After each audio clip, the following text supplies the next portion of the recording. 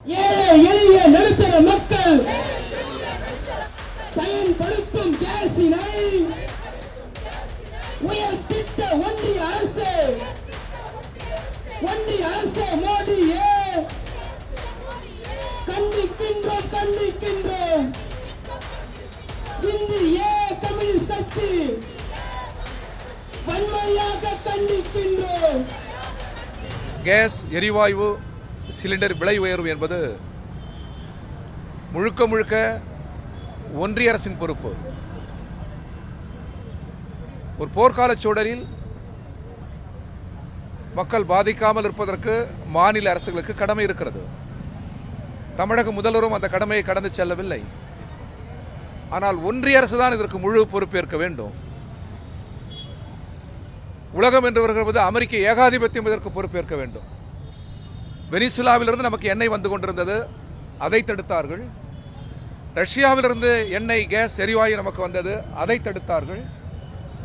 ஈரானிலிருந்து நீண்ட நெடுங்காலமாகவே நமக்கு கேஸ் எரிவாயு எண்ணெய்கள் வந்து கொண்டிருந்தது, அதை கெடுத்தார்கள். அதை தடுத்ததும் கெடுத்ததும் அமெரிக்க ஏகாதிபத்தியம். அதை கண்டிப்பதற்கு ஒன்றிய அரசால் இதனால் வரை முடியவில்லை. வளைகுடாவில் யுத்தம் நடைபெறுகிறது என்று நாட்டின் அயலுறவுத்துறை அமைச்சரும் நாட்டின் பிரதமரும் வேடிக்கை பார்த்தார்கள். ஆனால் இன்றைக்கு இந்தியாவின் ஒவ்வொரு வீடுகளையும் அது பாதிக்கிறது. தமிழகத்தில் இந்தியாவில் உணவகங்கள் எல்லாம் இன்றைக்கு மூடப்படுகிறது. அன்றாடம் கோடிக்கணக்கான மக்கள் வீடுகளை விட பணிபுரிகிற இடங்களில் உணவகங்களை தேடிதான் வாழ்கிறார்கள். அந்த சூழல் இன்றைக்கு நெருக்கடிக்குள்ளாகி இருக்கிறது. நாட்டின் பிரதமரும் ஒன்றிய அரசும் இதற்கு முழு பொறுப்பேற்க வேண்டும். போர்க்கால அடிப்படையில் ரஷ்யாவிலிருந்தோ வெனிசுலாவிலிருந்தோ உபக் நாடுகளிலிருந்தும் ஈரானிலிருந்தும் தங்குதடை இல்லாமல் நமக்கு கேஸ் சிலிண்டர் எரிவாயு கிடைப்பதற்கு ஒன்றிய அரசு தான் வழிவகை செய்ய வேண்டும். யாரிடம் நம்ம ஒரு பொருளை வாங்கணுங்கிறது அமெரிக்கா இந்த முறை தீர்மானிக்குது. 30 நாட்கள் ரஷ்யாவிடம் நம்ம வாங்குவதற்கு அமெரிக்கா விலக்கு அளிப்பதா சொல்லியிருக்காங்க. இந்தியாவின் தார்மீகத்தின் மீதே அவர்கள் தாக்குதல் தொடுக்கிறார்கள். யாரிடம் எண்ணெய் வாங்க வேண்டும், யாரிடம் உறவு கொள்ள வேண்டும் என்பது இந்திய நாட்டின் இறையாண்மை சம்பந்தப்பட்டது. அதை நாங்கள் தீர்மானிப்போம். இந்தியாவுக்கு எஜமானன் அமெரிக்கா அல்ல. ஆனால் நாட்டின் பிரதமரும் அயலுறவுத்துறை அமைச்சரும் மௌனம் சாதிப்பது ஆச்சரியம் அளிக்கிறது. இது ஏற்கத்தக்கதல்ல. நம்முடைய நட்பு நாடுகள் இருக்கிறது. எந்த உடுக்கை இழந்தவன் கைபோல அங்கே இடுக்கன் களைவதாம் நட்பு என்கிற ரஷ்யா நமக்கு இருக்கிறது. ஈரான் நமது நட்பு நாடு, வெனிசுலா நமது நட்பு நாடு.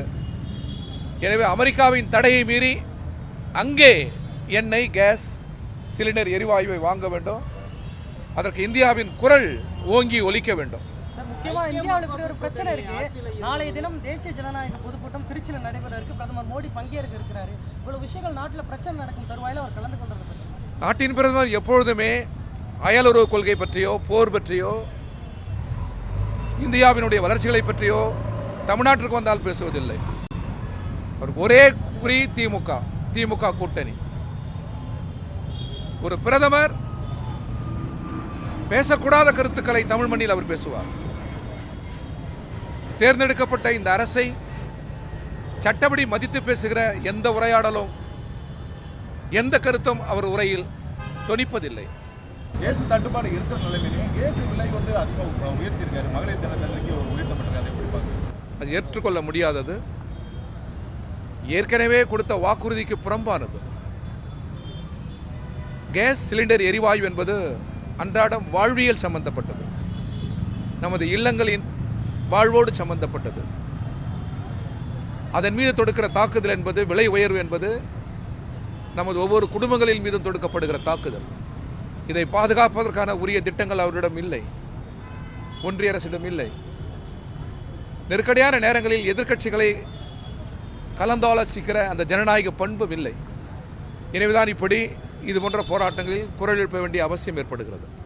ஐக்கிய முற்போக்கு அரசு கூட்டணி ஆட்சி அமைந்திருந்த போது கேஸுக்கு 10 ரூபாய் ஏற்றுறதுக்கே பிஜேபி நாடு முழுவதும் மிகப்பெரிய போராட்டங்கள் முன்னெடுத்தாங்க. அந்த அமைச்சர்களும் இன்றைக்கு அமைச்சாங்க. ஆனால் இப்பொழுது 60 ரூபாய் வரைக்கும் இந்த இன்னைக்கு 1000 ரூபாய் நெருங்கிருச்சு ஒரு சில்லறை விலை.